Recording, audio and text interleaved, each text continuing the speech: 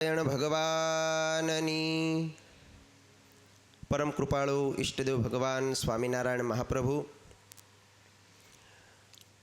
વ્યાસપીઠાસીન પરમ પૂજ્ય સદગુરુવર્ય નિત્યપ્રકાશદાસજી સ્વામી, આપણે જેમને નિમિત્ત બનાવી અને આ મહોત્સવનું આયોજન કર્યું છે એવા આપણા સૌના વાલા ગુરુવર્ય પૂજ્ય જ્ઞાનજીવનદાસજી સ્વામીના શ્રી ચરણોમાં વંદન સાથે આ સમગ્ર મહોત્સવના આયોજક પરમ પૂજ્ય કેશવચરણ સ્વામી, એમના શિષ્ય એટલે પૂજ્ય ગુણસાગર સ્વામી, જ્ઞાન સ્વામી, આપ સૌ વાલાવાલા સંતો, યજમાન પરિવારના ભક્તજનો, આપ સૌને ભાવથી જય સ્વામિનારાયણ. વાલા ભક્તજનો, જ્યારે વિરસદ ધામને આંગણે સદગુરુ વંદના મહોત્સવ જ્યારે ઉજવાઈ રહ્યો છે ત્યારે ગુરુના ગુણ આપણે ગાવાના છે.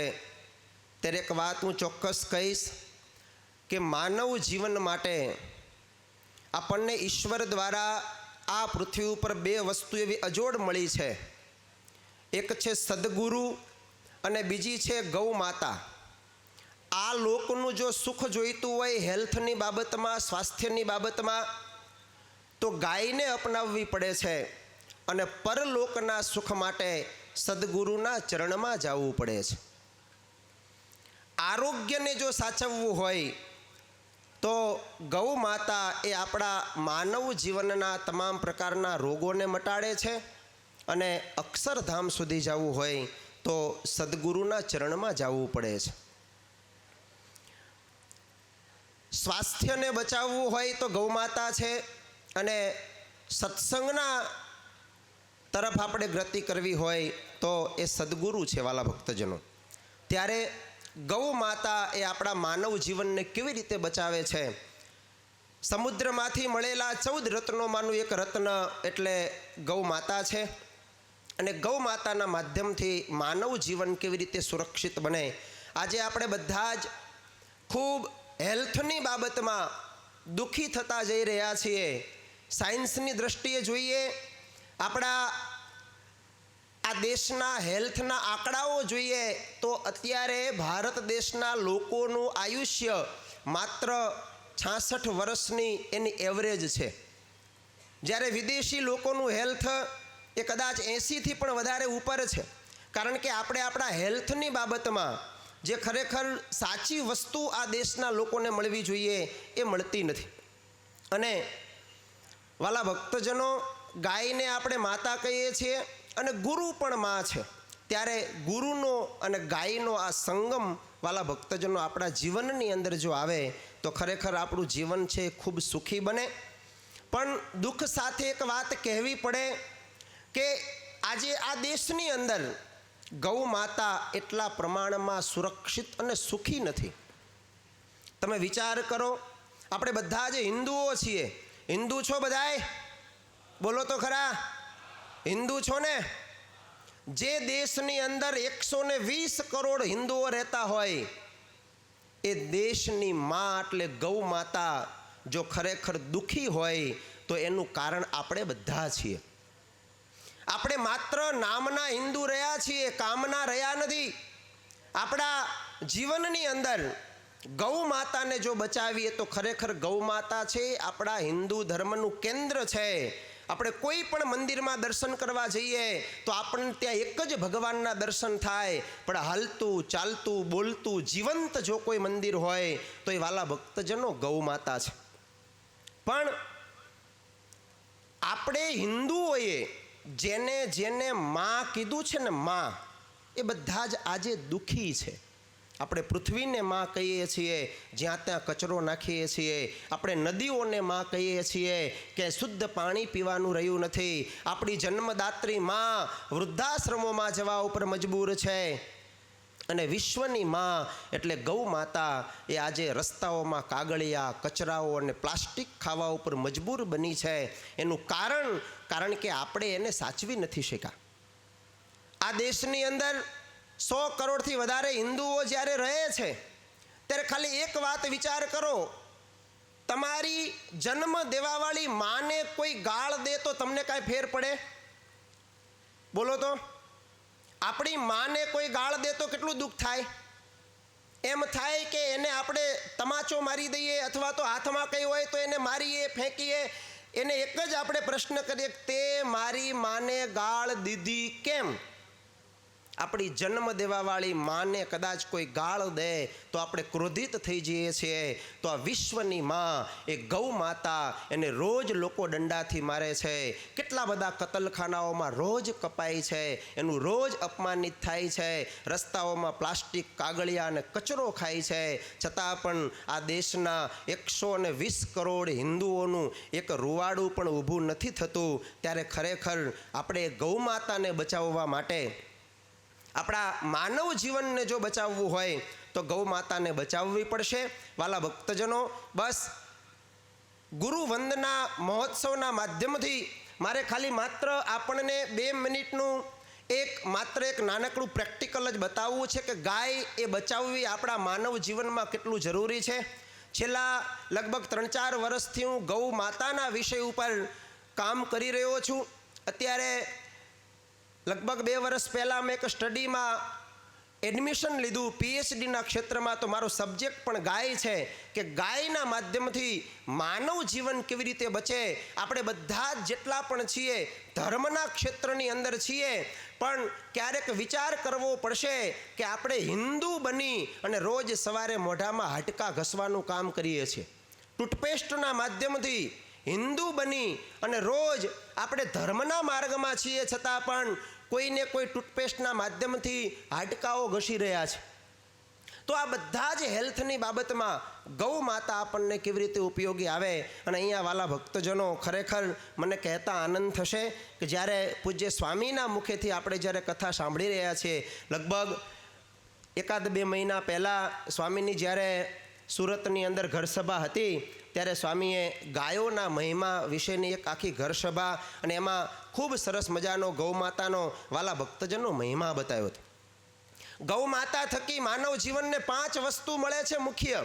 એમાં મુખ્ય 3 છે, ગૌમૂત્ર, ગોબર અને દૂધ. એ દૂધમાંથી બીજી 2 વસ્તુ બને છે, છાશ અને ઘી, જેને આપણે પંચગવ્ય કહીએ છીએ. અને આ પંચગવ્યના માધ્યમથી માનવ જીવન કેવી રીતે બચે. એના વડતાલની અંદર તમે જોયું હશે કે મોબાઈલના રેડિયેશનોથી કેવી રીતે ગોબર બચાવી શકે છે. એના કેટલા બધા સાયન્ટિફિક કારણો આજે આપણી પાસે ઉપલબ્ધ છે. આજે માનવ જીવન યંત્રના માધ્યમે કરી, મોબાઈલના, ટીવીના, આ દુનિયામાં જ્યાં પણ આપણે રહીએ છીએ, આપણી આજુબાજુના વાતાવરણ બધું જ રેડિયેશન છોડી રહ્યું છે. આ માયક હોય કે ટીવી હોય કે LED હોય કે કોઈ પણ પ્રકારનું ઇલેક્ટ્રોનિક જે સાધન છે, આ બધું જ રેડિયેશન છોડે છે. એમાં સૌથી વધારે રેડિયેશન મોબાઈલ છોડે છે. કેમ? કારણ કે એને વાયરની કોઈ કનેક્ટિવિટી નથી. એનાથી જો ગૌ માતાનું ગોબર છે તો એ જ વાલા ભક્તજનો બચાવી શકે. તમે બધાએ ત્યાં વડતાલની અંદર એક પ્રયોગ જોયો હશે. અહીંયા એક નાનકડો પ્રયોગ વાલા ભક્તજનો 2 મિનિટનો મારે તમને બતાવવો છે કે ખરેખર ગૌ માતાનું ગૌમૂત્ર પીવું એ માનવ જીવન માટે કેટલું જરૂરી છે. આપણે ત્યાં એવું કહેવાય છે કે ગોમયે વસતે લક્ષ્મી, ગૌમૂત્રે ધન્વંતરી. ધન્વંતરી છે એ આરોગ્યના દેવતા છે અને ગૌમૂત્રનું સેવન કરવાથી આપણા જેટલા પણ જીવનની અંદર રોગો આવી રહ્યા છે એનાથી ખરેખર વાલા ભક્તજનો બચી શકીએ છીએ. એક નાનકડો પ્રયોગ મારે ગોબરનો નહીં પણ ગૌમૂત્રનો બતાવવો છે કે આપણે પીશું તો આપણા જીવનના કેટલા બધા રોગોને મટાડશે. લાવો. અને બસ 2 જ મિનિટમાં એક પ્રયોગ બતાવી અને વાલા ભક્તજનો મારી વાણીને હું અહીંયા વિરામ આપીશ.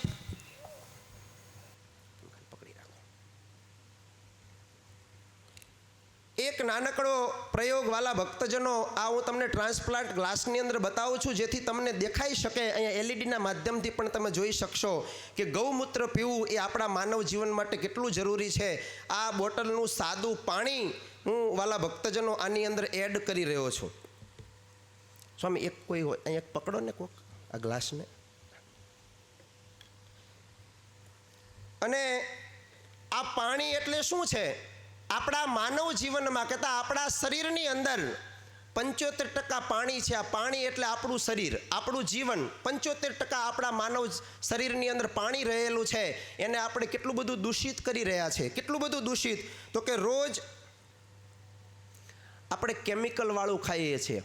તેલ, ખાંડ, ગોળ, ઘી, શાકભાજી, પેસ્ટિસાઇડ, યુરિયા, ડીએપી, તમે બજારની અંદર જાતા હોય, સત્સંગી છો, કદાચ નહીં ખાતા હોય છતાં પણ ક્યારેક ક્યારેક ખાઈ લેતા હોય. આપણે કોઈ પણ જગ્યાએ જતા હોય, પીઝા કે બર્ગર, પાણીપુરી, સેન્ડવિચ, તમે જે પણ ખાઈ રહ્યા છો બધું જ વિષ આપણા શરીરની અંદર આપણે નાખવાનું કામ કરીએ છીએ.